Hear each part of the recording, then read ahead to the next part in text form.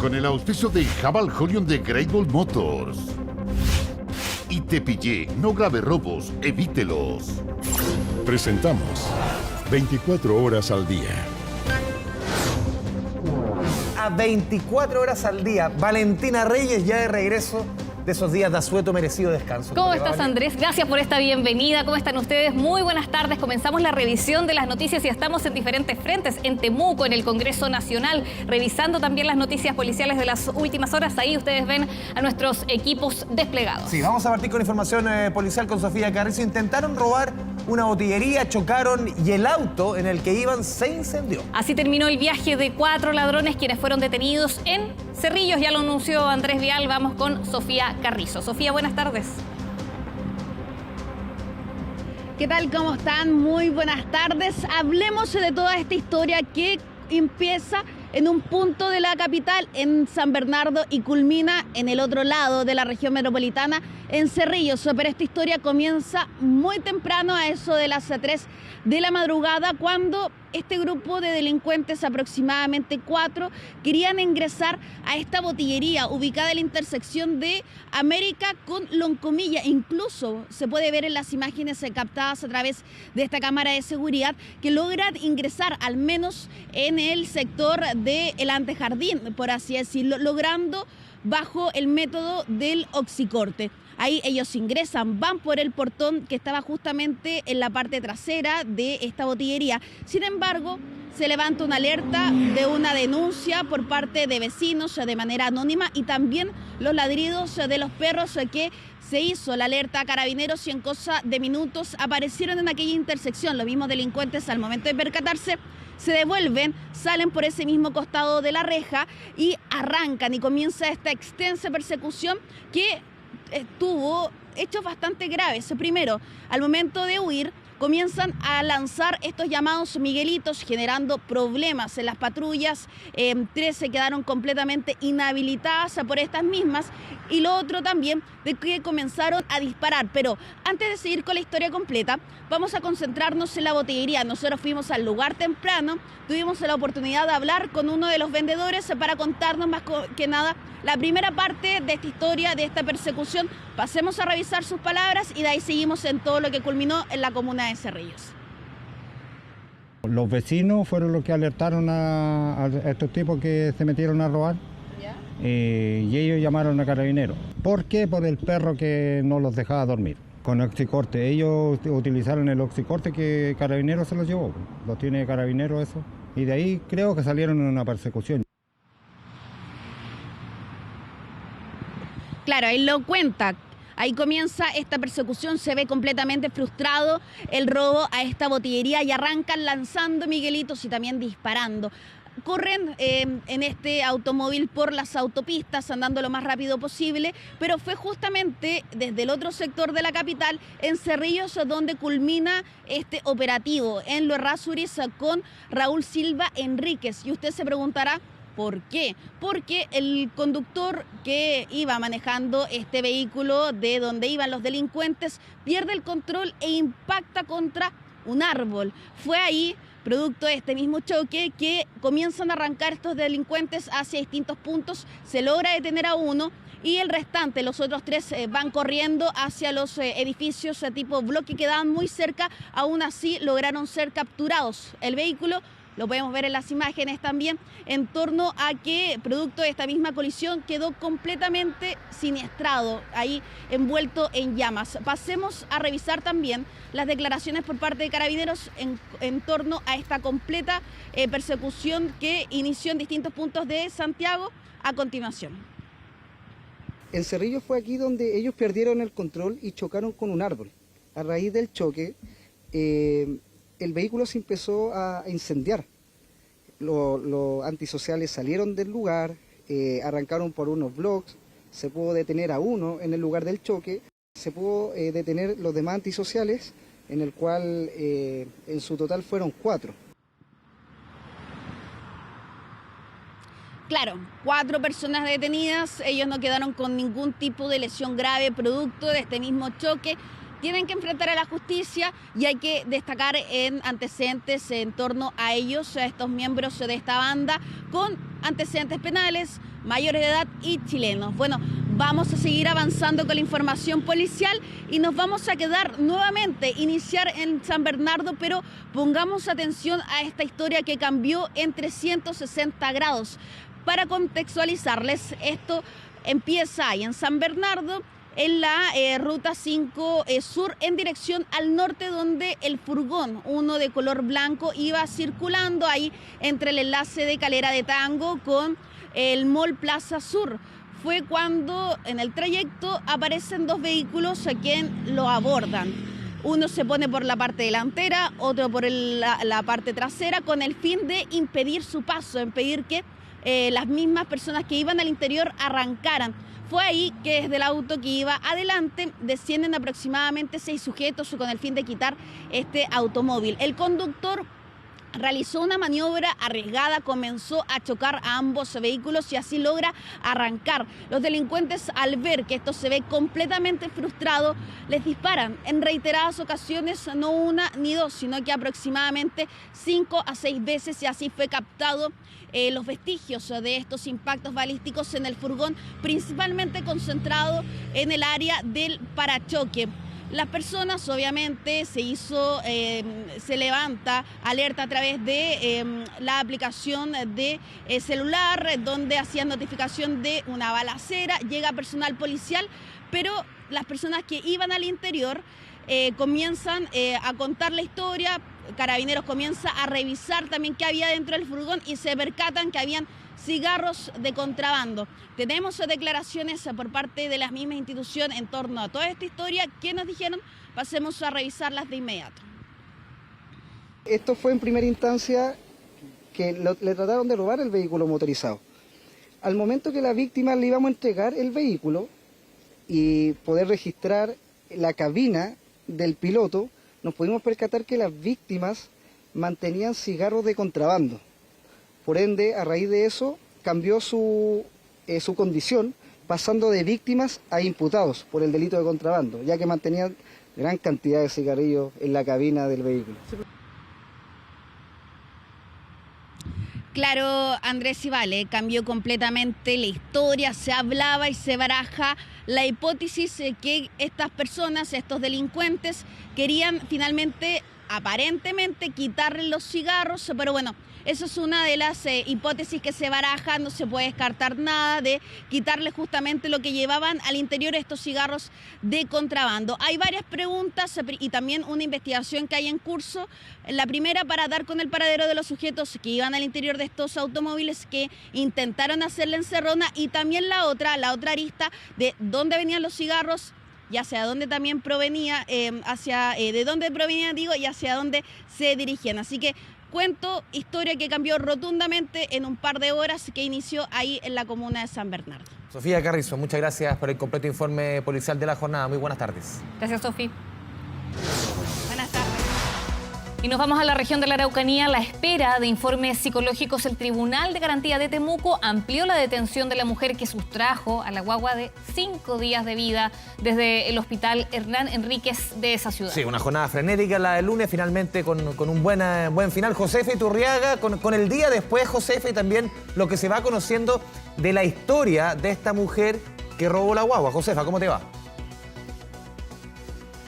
Sí, ¿cómo están? Muy buenas tardes. No acordarse de nada, ni tampoco de si fue o no detenida. Eso es lo que dijo al menos esta mujer durante esta jornada cuando enfrentó este control de detención luego de ser sindicada como la responsable de haber sustraído a esta guaguita de solo 5 días de vida desde el interior del hospital Dr. Hernán Enríquez Aravena de Temuco. Un hecho que sin duda movilizó a todo un país y que obligó además a cerrar todo Temuco. Nadie podía salir de la capital regional de la Araucanía.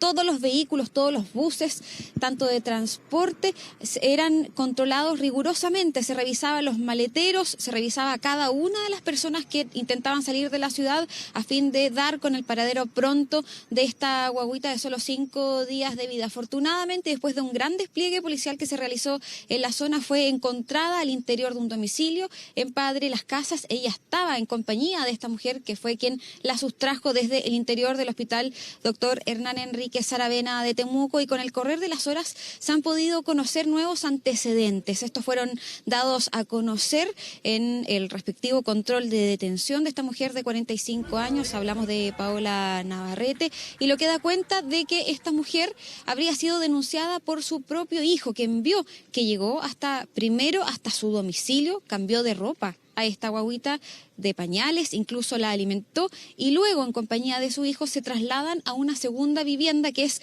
donde contienen a esta mujer, donde toman también en brazos a esta guagüita, que en todo minuto, según relataron en el transcurso de esta audiencia, ella pensaba que era de ella. Al parecer, esta mujer habría presentado un embarazo hace algunas semanas atrás, un embarazo de término de aproximadamente 38 semanas de gestación, y el que se habría visto interrumpido. Eso es lo que dice su familia. Pudimos conversar con uno de sus hijos a la salida de tribunales. Lógicamente lamentó profundamente esta situación, pero daba cuenta también de las características psicológicas, lo que está viviendo hoy su madre, quien atravesaría aparentemente por una depresión a causa de la pérdida de su guagüita. Hoy son todos estos antecedentes los que están en evaluación. Por eso además se pide ampliar la detención de esta mujer por 3 días más. El día viernes 26 de julio a las 10 de la mañana va a ser puesta nuevamente a disposición del Juzgado de Garantía de la ciudad de Temuco, a la espera de que ya se conozcan nuevos antecedentes, de que se realicen una serie de informes, sobre todo psicológicos, respecto a cuál es hoy la condición mental de esta mujer, si es que es o no imputable ante la ley. Tenemos precisamente una declaración que entregó su hijo, su familiar, a la salida de tribunales. Lo invito a que revisemos. Yo conversé con mi mamá tranquilamente, le hice aterrizar, poder entender de lo que había hecho. ¿Te enteraste a través de redes sociales? De redes sociales, al ver la foto yo me percato de que es mi madre. ¿Y qué te dijo? Yo salgo en búsqueda de ella y yo me percato, lo veo, mi mamá le cambió pañales, le dio lechita, ella en su mente creía que era su bebé. Claro. Pero claramente mi mamá no está bien, ¿me entiendes? Claro, con el testimonio del hijo se va entendiendo, Josefa, qué es lo que había detrás de esta historia. Ayer había muchas más interrogantes que respuestas, pero también yo me quedo con, cuando estuvimos en contacto más temprano en el canal de noticias, tú conversabas con el abogado defensor de ella, claro, que provee el Estado para la defensa de todas las personas que son formalizadas o imputadas, y hasta a los mismos abogados les costaba entender la historia, sacar la información, entender qué es lo que había detrás. Él te contaba a ti tempranito y le hacían preguntas y como que costaba hilar una historia detrás de esto que vimos ayer.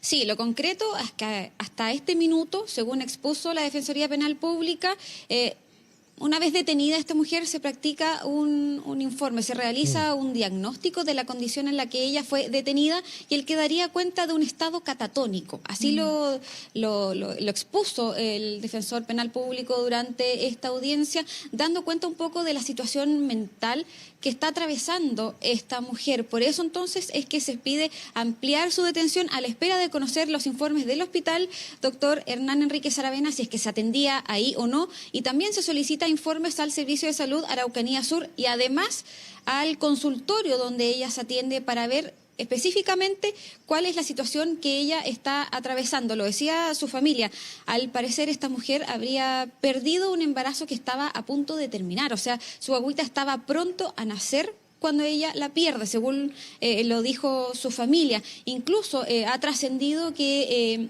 no tenían cuenta de que ella habría perdido esta guagüita. Al parecer, ella habría simulado seguir embarazada. Entonces, hoy son todos estos los antecedentes que se están analizando. Por eso también se pide que se remitan estos informes, que se realicen nuevas diligencias a fin de determinar si ella está atravesando o no un cuadro depresivo o qué fue, en definitiva, lo que lleva a esta mujer a ingresar al hospital doctor Hernán Enríquez Aravena de Temuco, a vulnerar toda la seguridad que tiene el establecimiento. Este es un hecho bastante grave, lo decía también el fiscal. Tenemos declaraciones precisamente por parte del fiscal, también de su abogado defensor, donde detallan un poco qué fue lo que ocurrió en horas de ayer. Revisemos.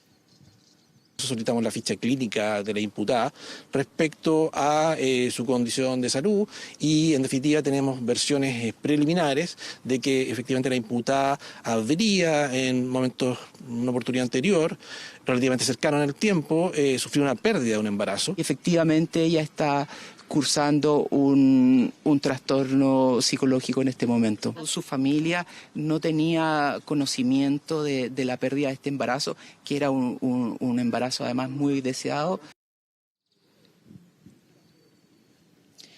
Sí, ahí lo detallan los abogados, si bien es un hecho que hoy día está en investigación, es algo muy grave que ocurrió donde se vulneró toda la seguridad que tiene el principal establecimiento hospitalario de la región de la Araucanía. Incluso hicimos el ejercicio de ingresar a la maternidad. Eso se los vamos a estar mostrando en nuestras próximas ediciones, si es que es posible o no llegar hasta este sector. Lo vamos a estar revisando en una nota que hemos preparado con todo el equipo de la red Araucanía sobre lo que está ocurriendo al interior de este recinto. Lo concreto es que esta detención se amplió hasta el día viernes a fin de recabar todos estos antecedentes, sobre todo los informes psicológicos y psiquiátricos de esta mujer, quien aparentemente estaría atravesando una depresión. Lo concreto es que es un hecho grave que se está investigando. Afortunadamente esta guagüita está en buenas condiciones de salud, así lo han confirmado también, y prontamente ya va a estar de regreso en su casa junto a su familia.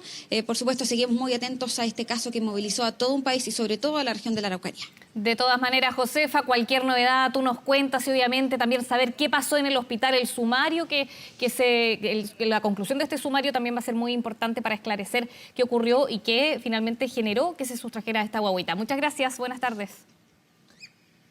Y continuamos con información política. El senador y presidente de la UDI, Javier Macaya, reconoció haber cometido un error al haber afirmado que su padre, Eduardo Macaya, fue grabado sin su consentimiento en los videos que fueron presentados como prueba en el juicio por abuso sexual en su contra. Vamos con Poirot Escobedo, que ha estado en el Congreso en una jornada bien agitada en torno a este tema. Podría seguir siendo agitada. Así es. Tú tienes los detalles, Poirot.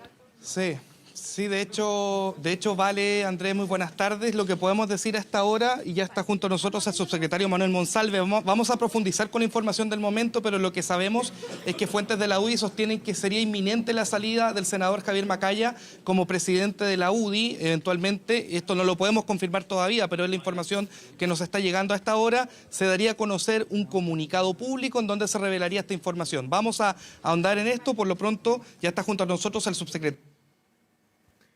Respecto de este inminente anuncio de una renuncia de Javier Macaya después de haber cuestionado, en este caso, la evidencia del caso que enjuició a su padre, ¿a usted qué opinión le merece esto? No, es una decisión personal del senador Macaya y eventualmente de las conversaciones que haya tenido al interior de su partido. No me corresponde pronunciarme hasta conocerlo, pero quiero volver a reiterar mi opinión respecto al caso judicial.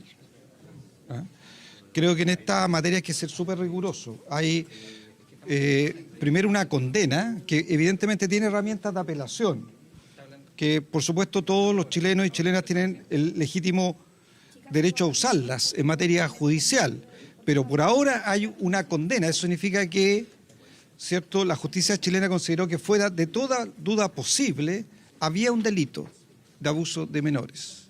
Y lo que yo he dicho es que ese es un delito grave, muy grave, y que respecto a un delito tan grave, la sociedad chilena y particularmente quienes ocupamos cargos públicos tenemos que ser rigurosos y severos, sin quitar el derecho de la persona acusada de todas las apelaciones que la Constitución y la ley le permite. Pero por ahora hay una condena por un delito grave y lo que le corresponde a los poderes del Estado y a quienes ocupamos cargos públicos es estar del lado de las víctimas y pedir que en esta materia las condenas se cumplan, porque eso es lo que espera el país. Y en este caso lo que yo he dicho es que como esta es una condena que implica cárcel, esperamos que efectivamente esa condena se cumpla en la cárcel. Subsecretario, ¿qué le parece que haya ahora también una instrucción de sumario a propósito de eventuales privilegios que habría tenido Eduardo Macaya en la cárcel? Creo que para el país es muy importante algo que siempre está en duda y que hay que hacer el esfuerzo para que los chilenos y chilenas tengan esa garantía. La aplicación de la justicia y de la ley no puede tener privilegios, ni por condición política, ni por condición económica, de nadie. Y por lo tanto, si hubo un privilegio, eso tiene que ser investigado. Y si ese privilegio existió, entonces las personas que lo permitieron tienen que ser sancionadas. Subsecretario, agradecemos, por cierto, vamos a hacerle otras consultas respecto a otras materias. Lo que pasa es que hay información de último minuto que tenemos que seguir abordando y que tiene relación en este caso con la situación de Javier Macaya. Confirma el diario La Segunda la renuncia del presidente de la UDI vamos a buscar situarnos en un lugar distinto porque sabemos que hay mucha expectación de la prensa, muchos colegas despachando, pero la portada de la segunda que nos acaba de llegar es que él reconoce un error al opinar sobre la situación judicial de su padre, presenta la renuncia, señala también que jamás permitiría que una situación familiar, por dolorosa que sea, afectara aún más a las menores involucradas y en este caso a su partido. Nos estamos moviendo, Andrés. Sí, justamente te vamos a ir apoyando mientras te vas moviendo ahí en el Congreso para despachar un lugar un poquito más cómodo, más lejano de los colegas para poder trabajar con mayor tranquilidad. Tú citabas, obviamente, la portada del diario La Segunda, que está entrando en circulación a esta hora. Dice, la defensa de los niños es intransable. También citando a Evelyn Matei en esa misma portada. Recordemos que también desde la misma oposición, algunos parlamentarios, la senadora Gatica, lo criticó con dureza, incluso había pedido la salida de su cargo, de la presidencia de la UDI. Recordemos que más temprano el senador Macaya, y sigo contigo, Poirot, había pedido disculpas, reconoció un error, pero esto ya pasó a mayores. Sí, de hecho, no fue más bien una cuestión transversal.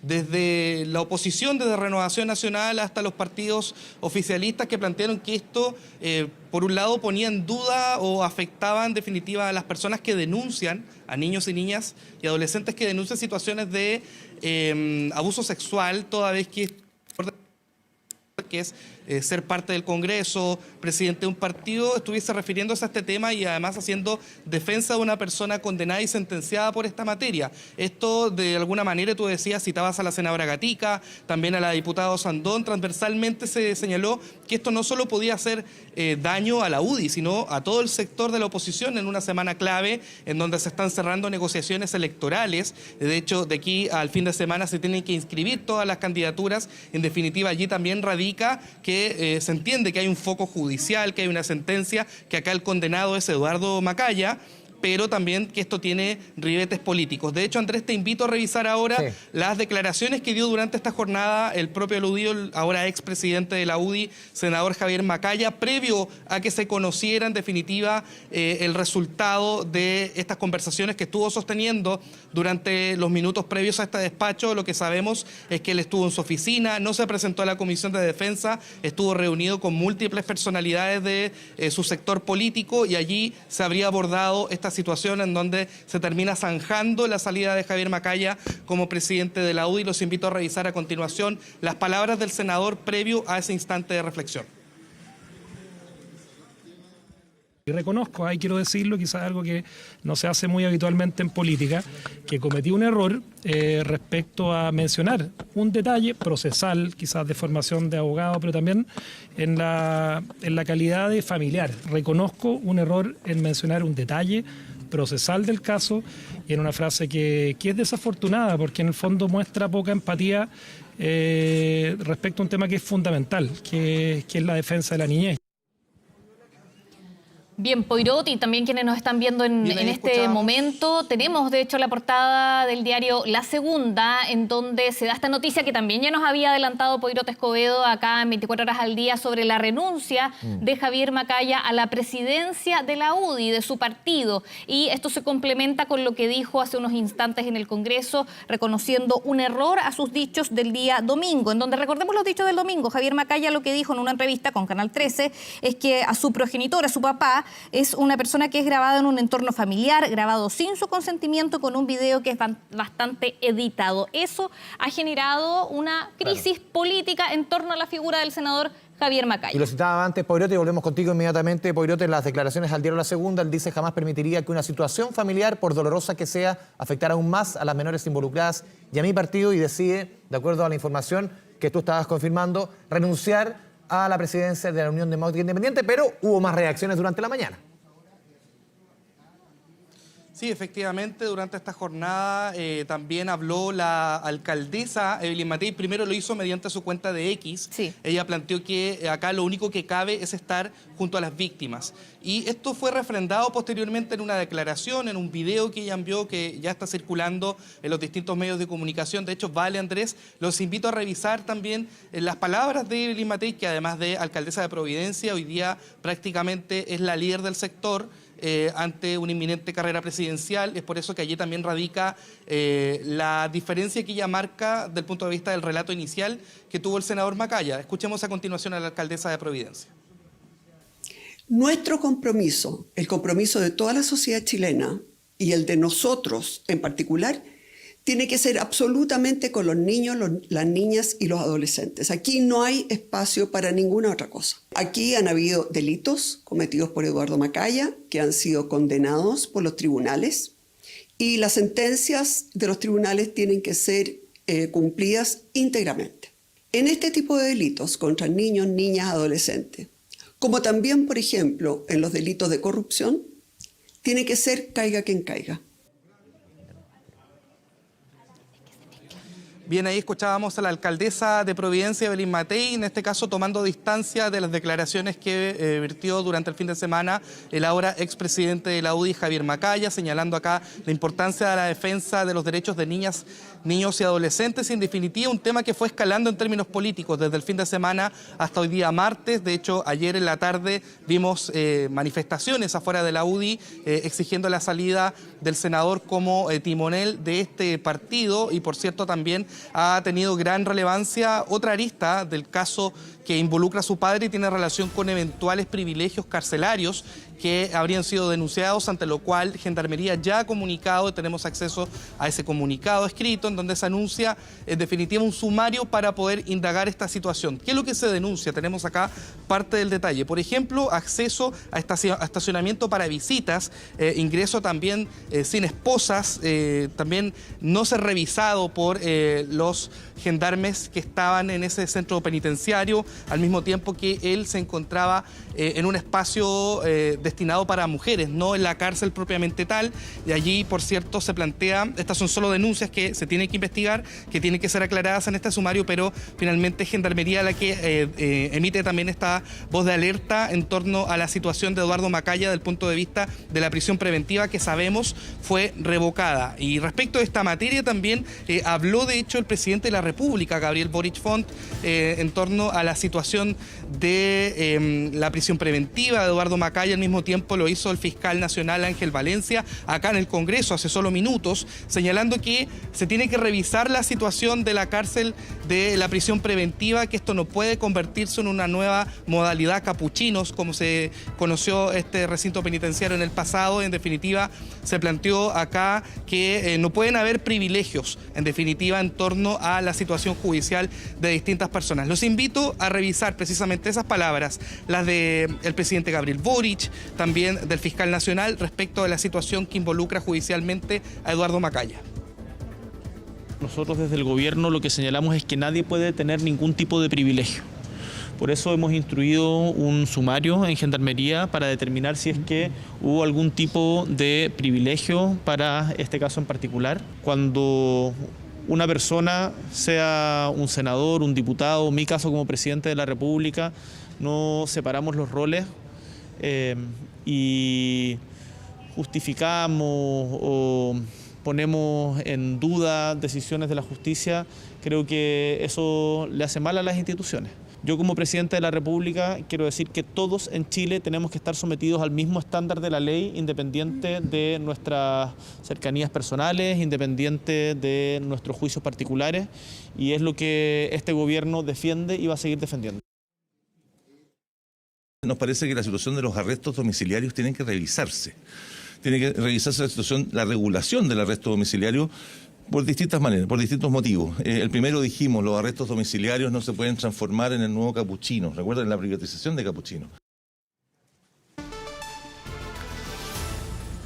Y tenemos en pantalla la declaración pública del senador Javier Macaya, que dice: frente a la sentencia que afecta a un integrante de mi familia, reitero mi profundo respeto al Estado de Derecho, a las decisiones de la justicia y manifiesto mi férreo compromiso con los derechos de las menores involucradas en dicha situación.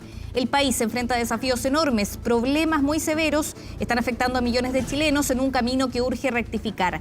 La UDI cumple un rol importante en la conducción de esos desafíos, a lo que debe abocarse plenamente. Por tanto, y en aras de mi compromiso político, he tomado la decisión de renunciar a la presidencia de la Unión Demócrata Independiente. Jamás permitiría que una situación familiar, por dolorosa que sea, afectara aún más a las menores de edad involucradas y asimismo el desempeño de mi partido y la trascendencia de su responsabilidad frente a Chile, firma Javier Macaya, senador por la región de O'Higgins, ahora expresidente de la UDI. Volvemos contigo, Poirot Escobedo, porque, claro, hubo más reacciones en el Congreso y me quedo también con las palabras del fiscal Valencia, que no es primera vez que pone el acento en el tema del arresto domiciliario, en un caso muy distinto, de tintes completamente diferentes. En el caso, por ejemplo, de la exalcaldesa de Maipú, Katy Barriga, él también fue muy crítico porque se le decreta en ese caso arresto domiciliario y no la prisión preventiva. Entonces no es primera vez, y vuelvo contigo, Poirot, que Ángel Valencia, fiscal nacional, pone ahí en entredicho el tema del arresto domiciliario versus la prisión preventiva. Sí, efectivamente. Y además el fiscal nacional señaló otro mensaje importante que quizás no se consignó en la declaración que acabamos de ver, pero que tiene relación con un llamado que hizo a todas las autoridades del Estado a evitar opinar cuando no tienen todos los antecedentes, a evitar opinar en definitiva sobre la labor del Poder Judicial. Y esto no solamente se ha visto en el caso de Eduardo Macaya, también se ha visto, por ejemplo, en lo que tiene que ver con la prisión preventiva de otras personas también de connotación pública, como Daniel Jadwe u otras autoridades que han tenido que enfrentar similares situaciones, Katy Barriga. En definitiva, todo esto se ha puesto sobre la mesa y ha sido puesto en perspectiva por el fiscal nacional, quien estuvo en la Comisión de Constitución del Senado. Y ustedes leían acá este comunicado que yo les decía, se estuvo trabajando durante los minutos previos a que iniciáramos este balance, este despacho, en torno a la ya ratificada renuncia de Javier Macaya como presidente de la UDI, quien tenía un mandato que se iba a prolongar hasta diciembre de este año. Él no podía ir a una nueva reelección, ya este era su segundo periodo como timonel de la UDI, pero finalmente él termina adelantando este fin de su mandato por la situación que involucra a su padre y las opiniones que él esgrimió en distintos espacios públicos. Primero fue un comunicado cuando esto se estaba investigando, siempre mantuvo una posición de defensa de la posición de su padre. En definitiva, esto también se mantuvo incluso después de la condena, que fueron en este caso 6 años por 4 situaciones de abuso sexual. Sí, Poirot, te quería preguntar también por lo que se vivió esta mañana en el Congreso Nacional, porque habían algunas comisiones donde justamente estaba el senador Macaya, el presidente de la Comisión de Salud, exacto. Ahí la prensa tuvo problemas para entrar. ¿Qué es lo que vivieron ustedes? También para relatar un poco cómo fue el ambiente previo a esta decisión de Macaya de renunciar a la presidencia de la UDI, que como tú dices es su segundo periodo y ocupaba el cargo desde el año 2020, finales del 2020. Sí. Sí, efectivamente, se dio una situación del todo inusual. Las comisiones del Congreso son públicas. De hecho, esto no solamente generó inquietud entre los colegas de la prensa acreditada, sino también entre funcionarios del Senado, en torno a que fue el propio senador Javier Macaya quien se habría opuesto al ingreso de cámaras de televisión a la comisión. La idea no era interrumpir el trabajo de esa comisión que estaba discutiendo otras materias, había audiencias, habían personas exponiendo, pero lo que usualmente ocurre es que cuando hay una comisión sesionando que está siendo transmitida de manera pública, los medios pueden ingresar, tomar imágenes y con esto nosotros desarrollar nuestra labor también como medios de comunicación, esta labor de informar y garantizar un derecho que es conocer el trabajo del Congreso. Eso hoy día, de manera inusual, no se cumplió. Pero él lo negó, lo que haya sabemos prohibido. es que reglamentariamente el senador Macaya... No, él lo negó, pero reglamentariamente la única persona que pudo haber impedido el acceso de cámaras era el presidente. Eso es lo que establece el reglamento. De hecho, contrastando esta versión con el resto de los funcionarios del Congreso, se ha planteado que esa es la única hipótesis posible y no es mentira que no se nos dejó entrar. Es una realidad. Solamente pudieron entrar, en este caso, fotógrafos, pero no cámaras de televisión. Esa es la distinción que yo sí les podría hacer. Y durante toda esa mañana estuvimos afuera de la Comisión de Salud que preside el senador Macaya, en donde tuvimos diversas reacciones de los parlamentarios que iban precisamente transitando por ese pasillo camino a otras comisiones o los propios integrantes de la Comisión de Salud respecto a esta situación antes de conocerse siquiera la renuncia del senador Macaya como presidente de la UDI. Andrés Vale, los invito a revisar las declaraciones que logramos recabar mientras estábamos en la parte externa de la Comisión de Salud acá en la Cámara Alta. Me parece sumamente cuestionable que haya no solo una defensa, sino que al mismo tiempo se logren privilegios por ser el familiar de un senador de la República. Sé que esto es muy delicado, ha sido de mucho impacto en la ciudadanía y es grave. Hay que separar las cosas y él tiene que entender que está cumpliendo un rol y el rol es de representante de la ciudadanía, presidente de un partido político y que tiene que ser capaz de sobreponerse a los sentimientos personales que pueda tener. Lamentablemente el senador Macaya se equivocó. Esta situación, que es tan compleja, amerita renunciar a la presidencia de la UDI.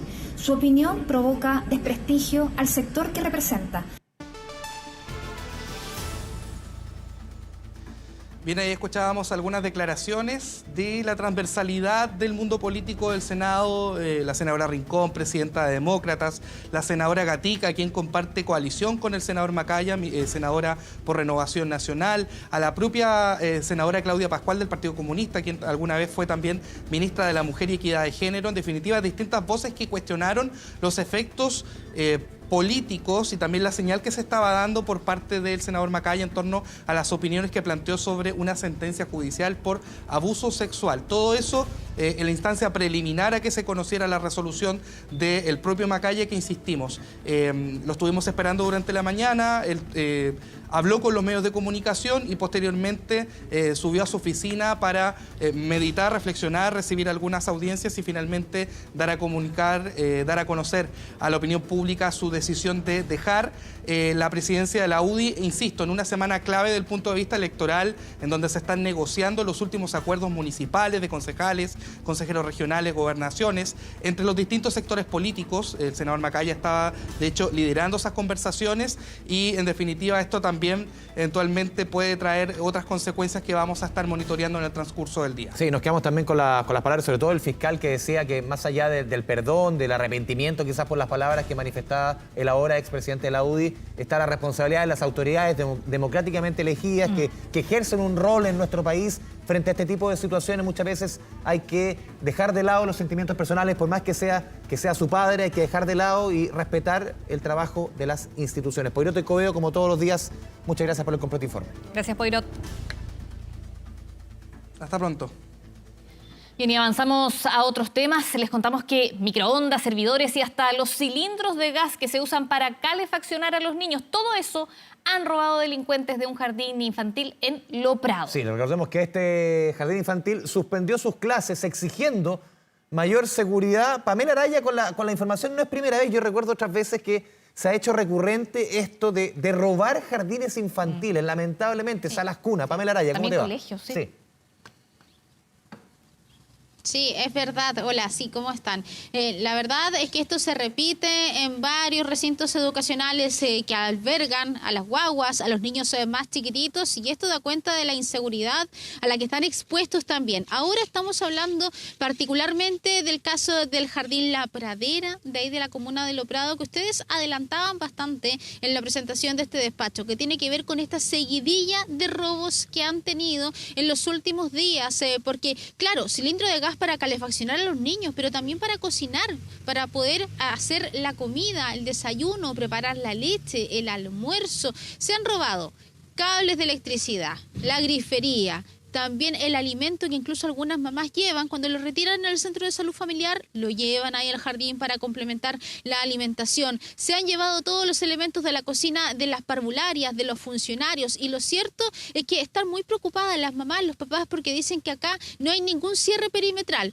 Están las rejas, claro, pero por ejemplo el techo está abierto, quisieron poner unas planchas de zinc, bueno, las sacaron después, estas personas entran una y otra vez, ellos piensan que pueden ser personas incluso que puedan vivir por ahí cerca, pero muchas ocasiones cuando llegan las funcionarias en la mañana se encuentran con esta situación que por supuesto ya no da para más, dicen, por eso exigen solución. Ayer no tuvieron clases por los robos, hoy tuvieron clases desde las 9:30 de la mañana hasta el mediodía. Mañana no se sabe qué va a pasar, pero respecto de alguna medida de seguridad que se haya tomado, ninguna, porque lo cierto es que esto debería tener una intervención quizás mucho más mayor. Nosotros conversábamos incluso con las mamás que estaban muy preocupadas, estaban indignadas porque tienen un montón de consecuencias. Los niños más grandes que se dan cuenta de la situación, nos decían las mamás que incluso les daba miedo, decían, no, pero es que mamá van a entrar los ladrones.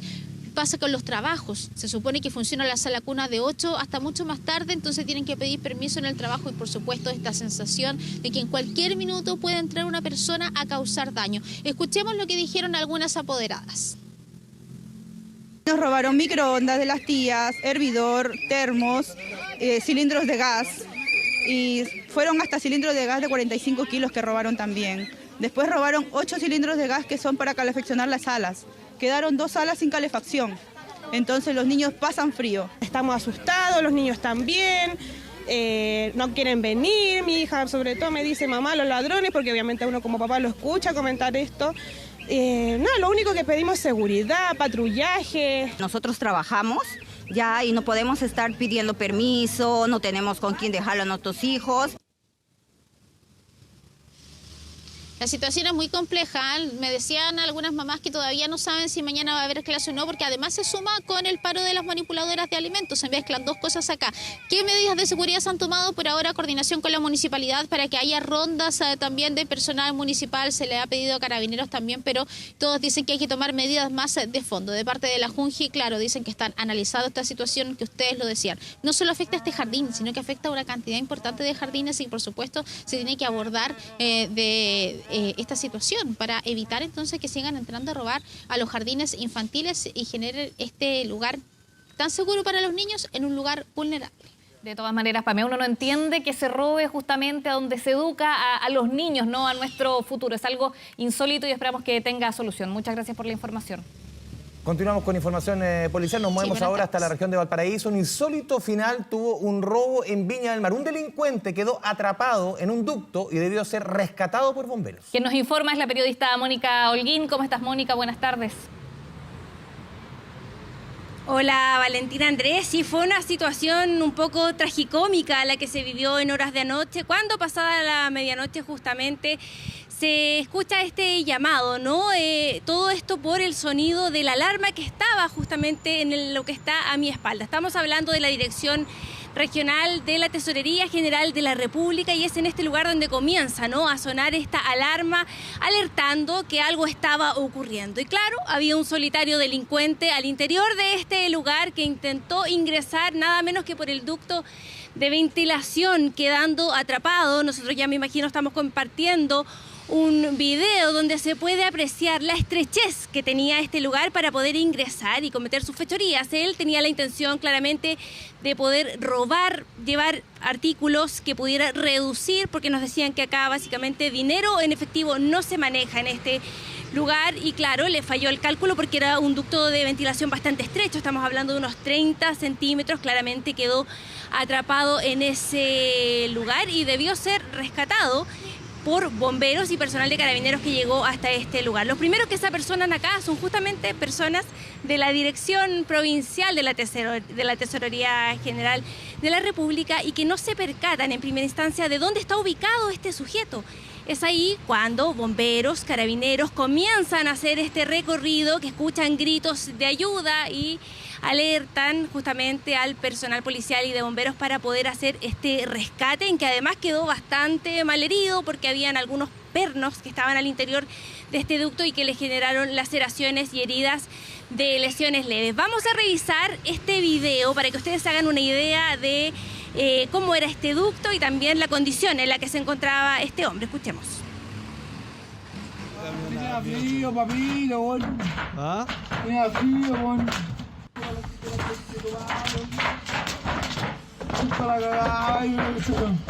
compañero, ayúdame por favor. ¿Cómo te fuiste a equivocar tanto, hijo, por Dios? Ayúdame por favor. Aquí sí que le echaste mierda a camioneta.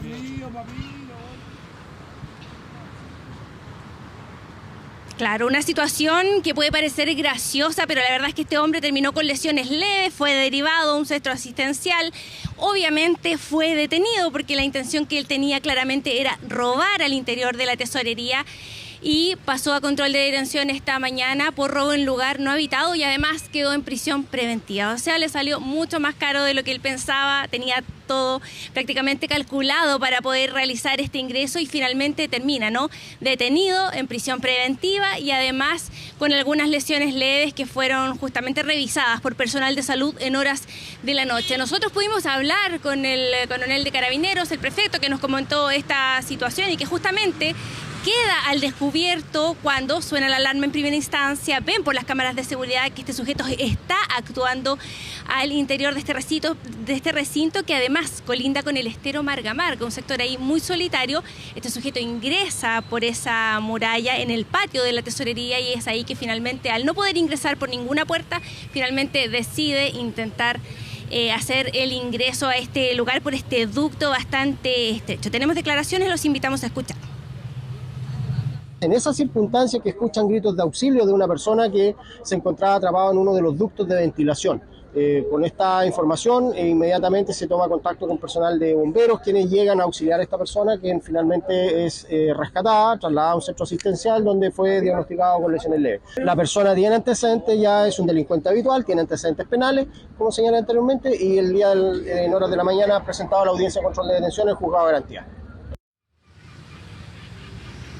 Claro, tenemos declaraciones también de Víctor. Él es un funcionario de la tesorería y se tuvo que personar anoche cuando ocurre este hecho frente al sonido de la alarma y el llamado, ¿no?, de la empresa de seguridad. Es que finalmente él llega a este lugar, pero él nos comentaba que en primera instancia no tenía noción de dónde estaba ubicado este delincuente, pese a haberlo visto por las cámaras de seguridad.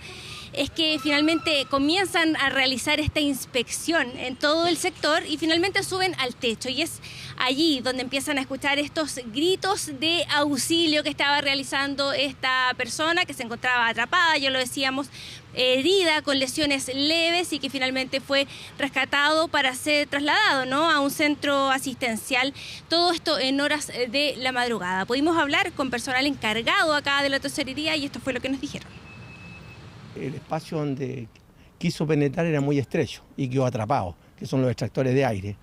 Y bueno, ahí tuvo que llegar bomberos, tuvo que llegar el SAMU para poder rescatarlo, porque el tipo podía haber perdido la vida, que quedó atrapado, incrustado con algunos pernos, hasta que duró hasta como las 2 de la mañana el proceso que hubo. Ayúdenme, sáquenme, esa cosa así que y después siguió bombero y carabinero en la parte superior, entonces lo que él decía prácticamente no sabemos nada, voy a ser bien sincero, no tengo conocimiento, pero sí cuando lo estaban bajando desprotegaba cualquier gravato y cosas así, incluso contra las personas que lo estaban salvando, de hecho.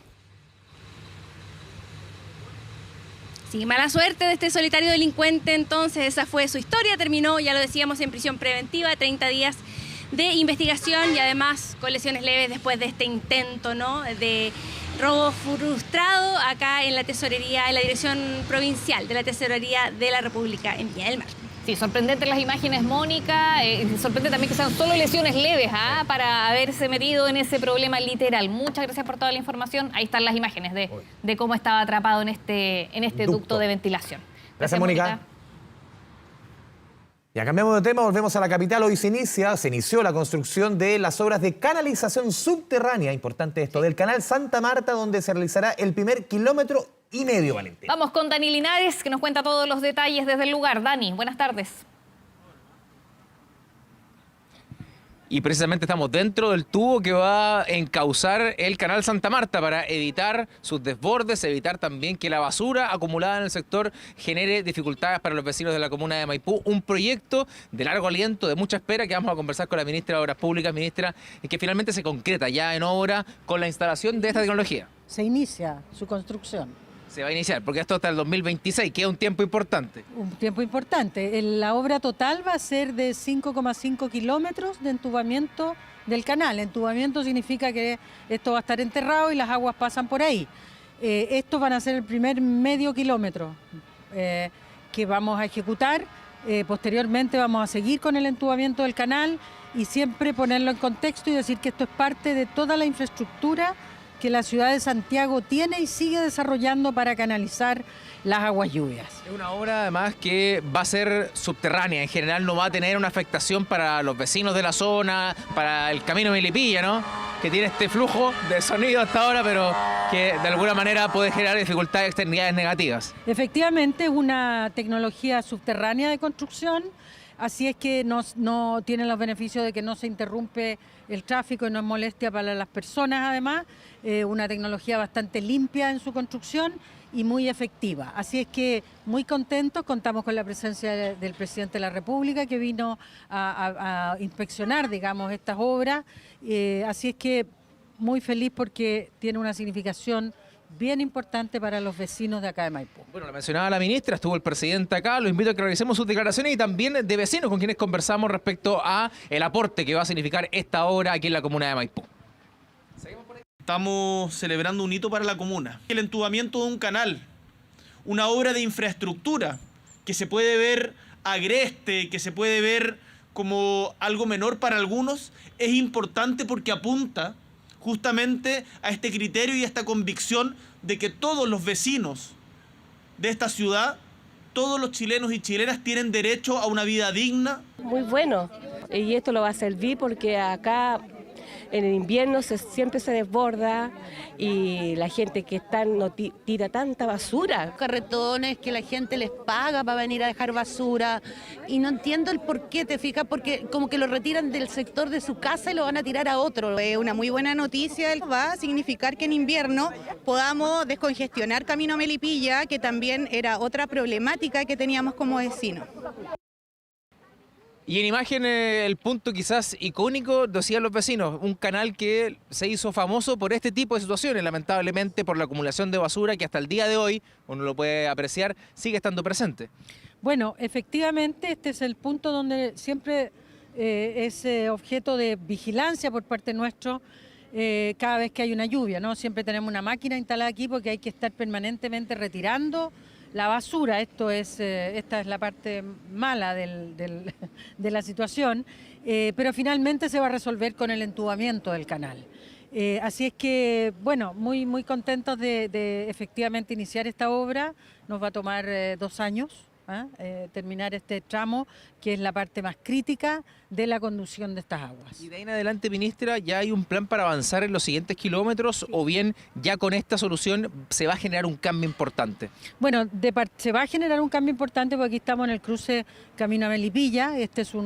Permanentemente vivimos con el riesgo de que esto se desborda y se corta la calle. Los vecinos acá tienen que circular sobre un lugar bastante inundado y mojarse los pies cuando hay lluvia.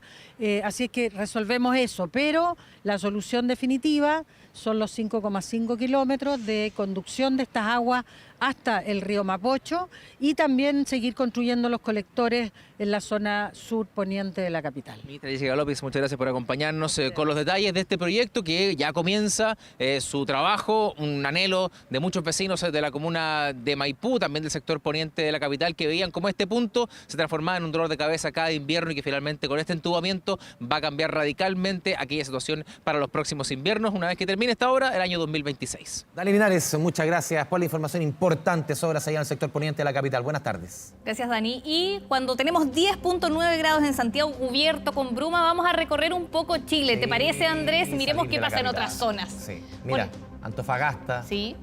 El Quisco. Litoral de los Poetas, Coyhaique, región de Aysén y nuestra Casa de Gobierno. También un ojo puesto ahí en Santiago Centro. Vamos a una pausa entonces, cuando también saludamos a diferentes puntos. Buenas tardes, Antofagasta. Chile. Buenas tardes, Antofagasta. Buenas tardes, Chile. El Quisco. Mira, soleado. Ya vamos a la pausa, oye. Ya vamos. Vamos al Quisco, que es la mejor playa de todas el litoral del Poeta. Sí. Lejos, es la más linda. Las Cruces también. San Sebastián. Punta de Tralca. Mira la región de Aysén.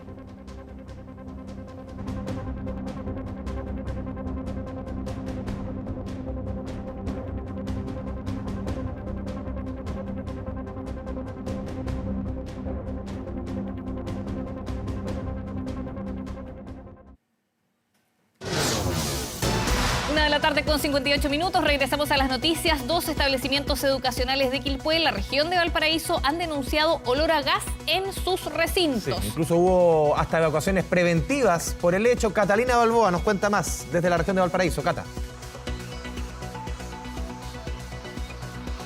Hola, buenas tardes, porque es una situación que se vive desde ayer en la provincia de Marga Marga. Distintos olores a gas que se han presentado durante las mañanas y principalmente registrados en colegios aledaños. Un hecho que comenzó ayer en el Liceo Gastronómico en Belloto y hoy que se movilizó hacia la Escuela Rural de Los Molles. Esto en la zona más alejada del centro de Quilpué. Un hecho que mantuvo la evacuación preventiva de los estudiantes, muchos de ellos quienes usaban mascarilla a fin de protegerse ante este olor que todavía no se tiene un origen origen claro. De hecho, nosotros conversábamos con algunos apoderados, ellos nos decían, lo único que les ha informado es esta evacuación preventiva para proteger la integridad de los pequeños. Un hecho que hasta ahora registra cerca de 14 personas afectadas entre ayer y hoy día y que ha movilizado a los bomberos de Quilpué en distintos sectores, no solamente en los muelles, sino también inclusive hacia el centro de la comuna. Escuchemos parte de lo que nos comentaron algunos apoderados ante la preocupación y este olor a gas que se sintió acá en Quilpué.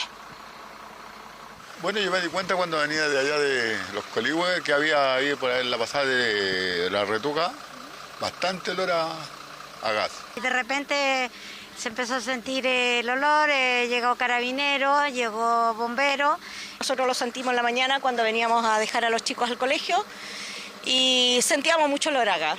Y los dejamos y nos avisaron que eran 10-15 minutos después y volvimos a retirarlos. Se informó a padres y apoderados y como tú ves suspendimos las clases porque obviamente los niños al vivir la situación están asustados. Un hecho que está siendo monitoreado también por las autoridades, porque como les decía son distintos puntos, no solamente en la comuna de Quilpué, sino también en Villa Alemana y hasta Limache. Sin embargo, en la ciudad del Sol ha sido la más afectada ante este potente olor que no tiene un origen claro, por eso mismo se están barajando ciertas teorías que todavía no se tiene un detalle claro de lo que podría ser. Nosotros conversamos con el delegado presidencial de la provincia de Marga Marga, quien nos comentaba también que está atento ante cuál puede ser la principal causa para así detenerla y que no sigan repitiéndose estos hechos que han afectado ya a algunos quilpueños acá en la comuna. Escuchemos lo que nos comentó. Estamos buscando las fuentes posibles de donde pueda venir este olor desconocido. Lo que supimos era que habían 4 personas que estaban siendo atendidas. ¿Ya? Igual se hizo la evacuación del colegio y también ayer tuvimos 11 personas atendidas. No tenemos certeza si tiene que ver con el olor exactamente o con algún tipo de gas. Estamos indagando también a través de articulación con instituciones como la Superintendencia de Electricidad y Combustible y también con la Superintendencia de Medio Ambiente para poder verificar qué es lo que está afectando a las personas. La recomendación, por supuesto, es que cuando se sienta el olor a gas es que inmediatamente hay que avisar a las autoridades, principalmente bomberos quienes se han movilizado, también el uso de mascarillas que es importante. Ahora no se siente tanto, sin embargo hay momentos en que sí se percibe este olor que puede ser perjudicial. Sin embargo, ahora se han hecho los monitoreos por parte de los equipos. El olor no es nocivo en sí para la salud. Sin embargo, hay que estar siempre atentos ante este hecho que se replica acá en la comuna de Quilpué. Catalina Balboa, muchas gracias por toda la información desde la región de Valparaíso. Buenas tardes.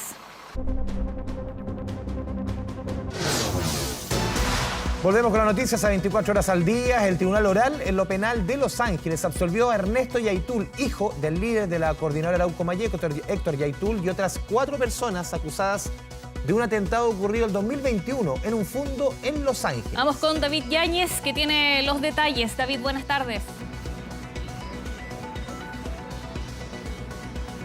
Hola, muy buenas tardes desde el Tribunal Oral en lo Penal de Los Ángeles, de donde esta mañana se dictó el veredicto de absolución que beneficia a los 5 acusados por parte del Ministerio Público de haber participado en un atentado incendiario en septiembre de 2021 en el fundo Punta Arenas, en la comuna de Los Ángeles.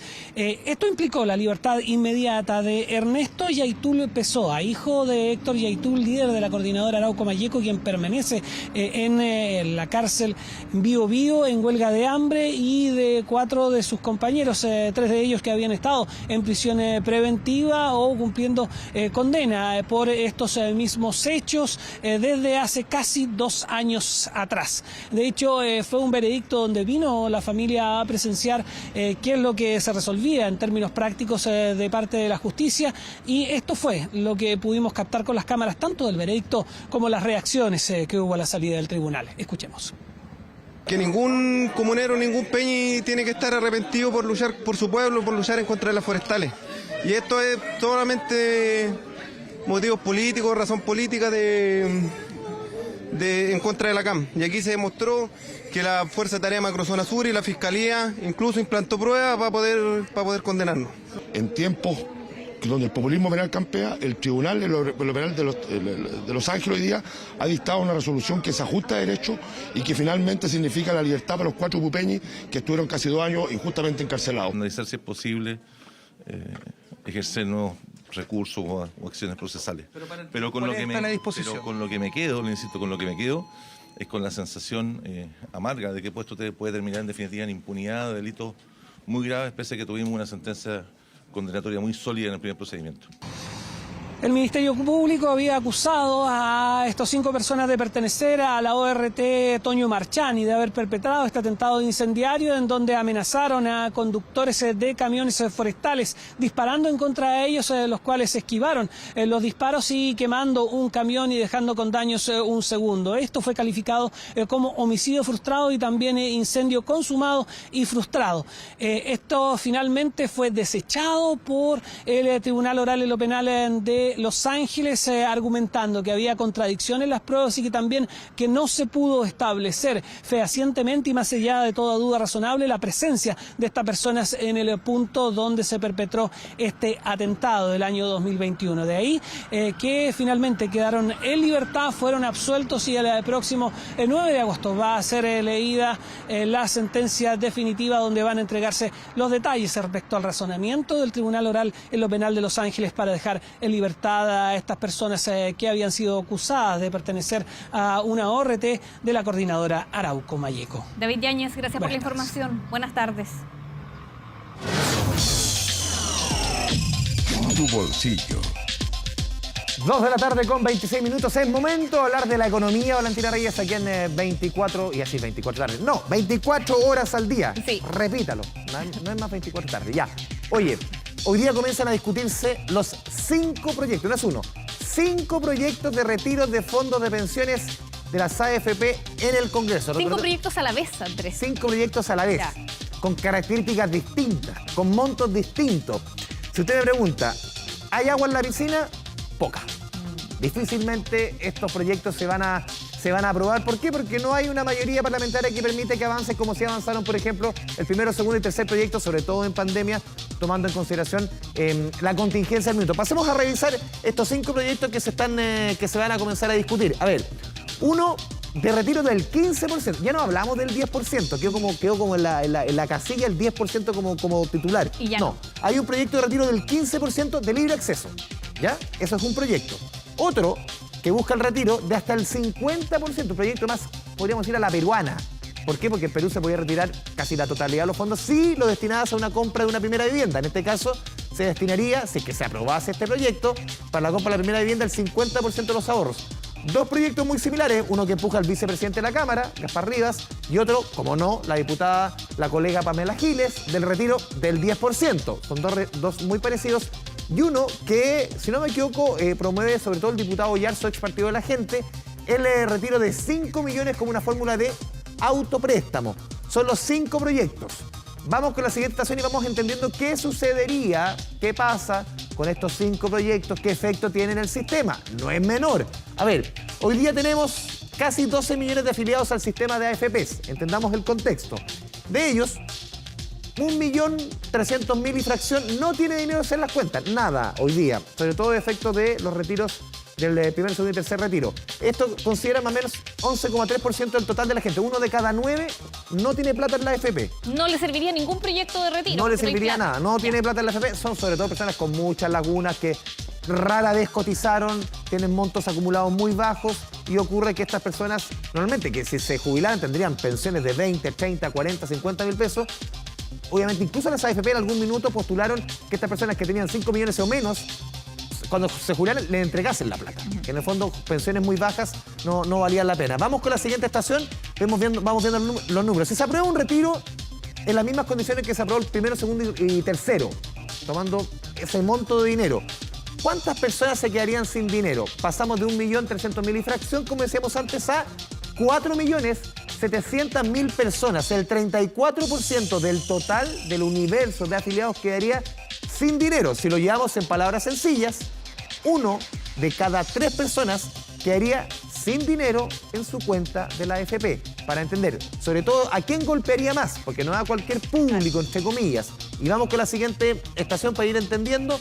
En el caso de los hombres, 28% quedaría sin dinero. En el caso de las mujeres, 40%. O sea, golpea muchísimo más a las mujeres, que quedarían en saldo cero. Por ejemplo, los menores de 30 años que tienen menos acumulado y obviamente podrían retirar mayor proporción del dinero, más que más cantidad, mayor proporción, el 50% de ellos, de los menores de 30 años, quedaría sin un peso.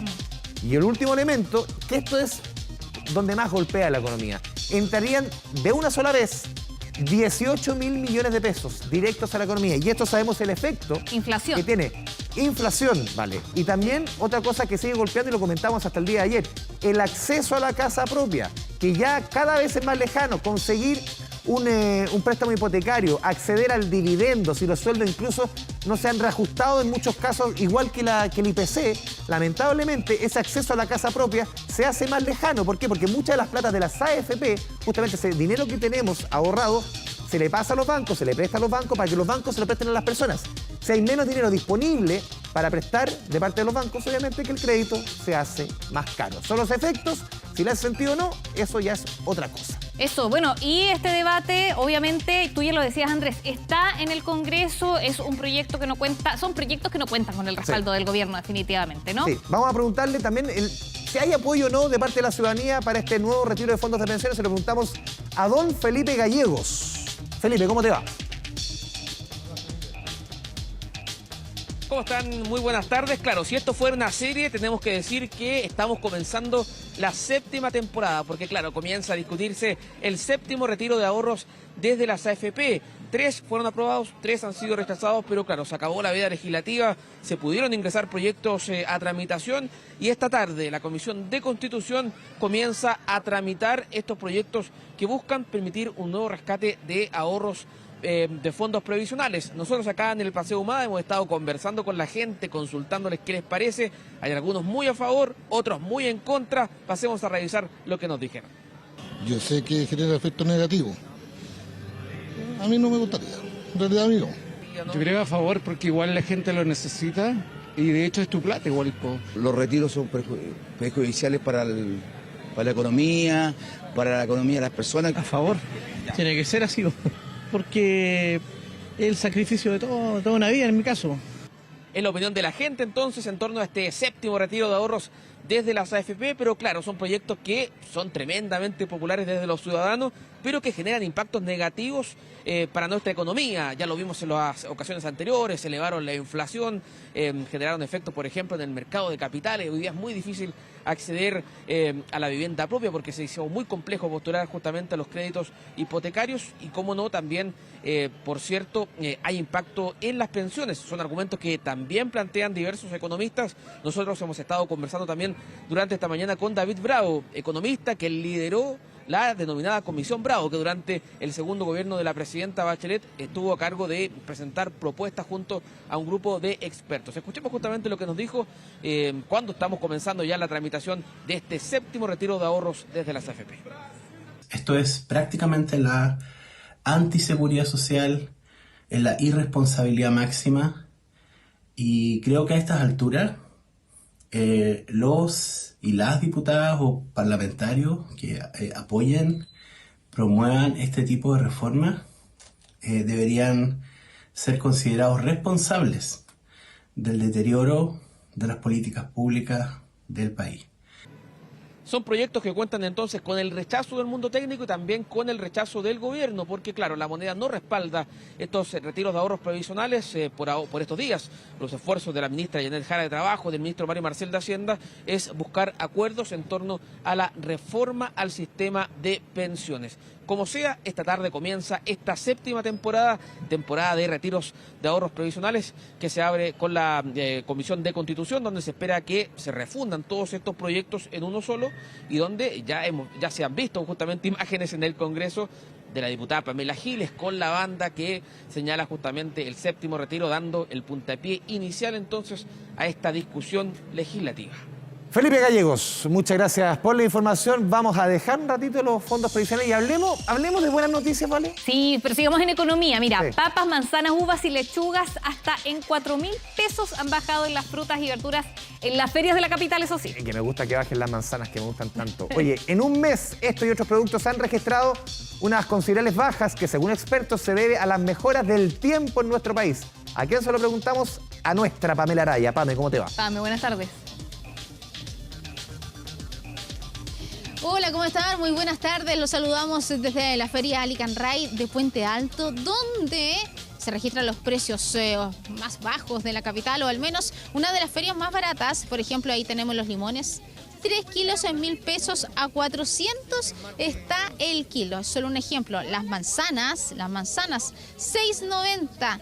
También la roja, la verde, las verduras también tienen precios bien convenientes. ¿Y por qué llegamos hasta acá? Pues bien, porque se ha dado a conocer un nuevo informe de ODEPA, que recordemos es el organismo institucional que da a conocer la variación de los precios de los alimentos. Y tenemos buenas noticias respecto de los limones, que han bajado un 15%, 669 en promedio en la región metropolitana. ¿Qué ocurre con el pimiento? 754 la unidad en promedio. Recuerden que siempre en las ferias está más barato a veces que en el supermercado, por eso siempre llamados a cotizar bien. ¿Qué ocurre, por ejemplo, con la manzana, que la estábamos viendo 1.083 pesos el kilo? Bajó 10 pesos en las últimas 4 semanas. Son datos que, por supuesto, celebran en el Ministerio de Agricultura, donde han dicho que se van a comenzar a estabilizar los precios, sobre todo, por ejemplo, de las verduras tan afectadas. Recordemos con las lluvias, después con las heladas, la lechuga está bastante cara. Acá, por ejemplo, está a 600 pesos y esos precios han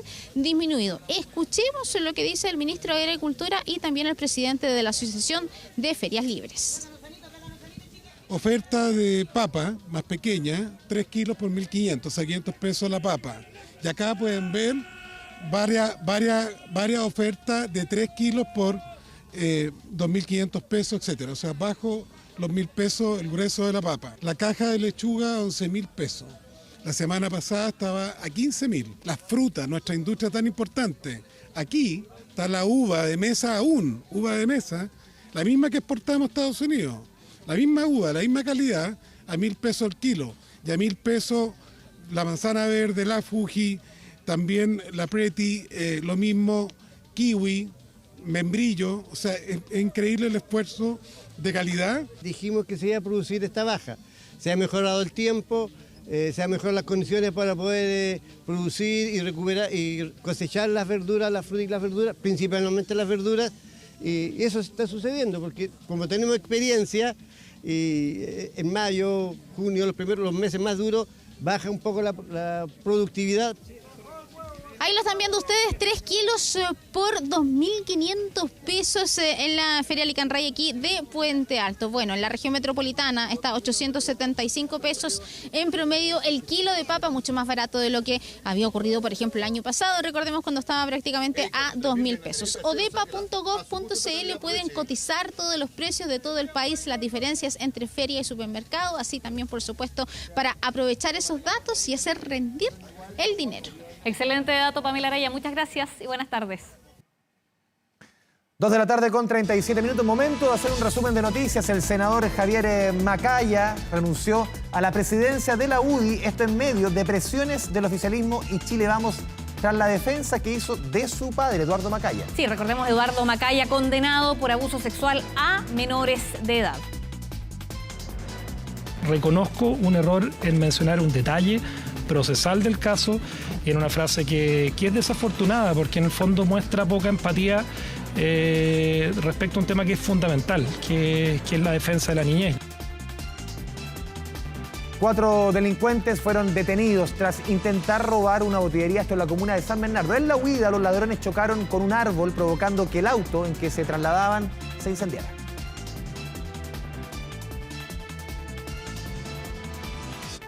A raíz del choque, el vehículo se empezó a incendiar.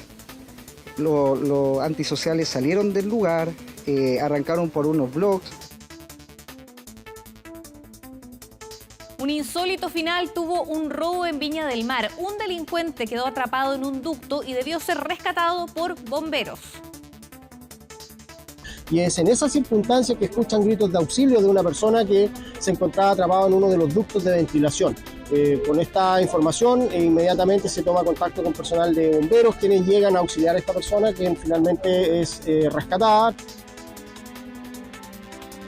El Tribunal de Garantía de Temuco amplió la detención de la mujer que sustrajo a una guagua de 5 días de vida desde el hospital de la ciudad. Lo anterior mientras está a la espera de los informes psicológicos.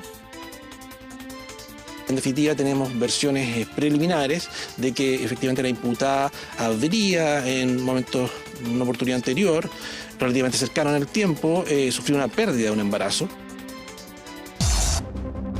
Regresamos para despedirnos, Andrés, de este 24 horas al día. ¿Cómo está ahí? A memorizarlo. Al día. Ya. Que tenga una excelente tarde. Se puede seguir informando a través de la pantalla de Canal 24 Horas. Que esté muy bien. Nos vamos. Chao, Chao. chao.